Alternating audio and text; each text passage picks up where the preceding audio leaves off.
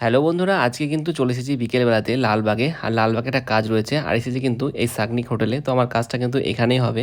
আজকে কাজটা হচ্ছে একটা অ্যানুয়াল প্রোগ্রাম, একটা স্পোকেন ইংলিশ শেখায় সেই স্কুলের আর কি। তো যাক, প্রোগ্রামটা করার পরে আমি কিন্তু চলে আসি এই বকুল মহলে। এখানে রয়েছে একটা রিসেপশনের কাজ। তো ওখানে গিয়ে প্রথমে আমার নিজের সেটআপটা রেডি করি, এবং সেটআপটা রেডি করার পর কিন্তু নিয়ে নিয়েছি এখান থেকে 1 কাপ কফি। কারণ বিয়েবাড়ি গিয়ে কফি না খেলে না ঠিকঠাক যায় না আর কি, কফি পকোড়া হ্যান ত্যান এইসব।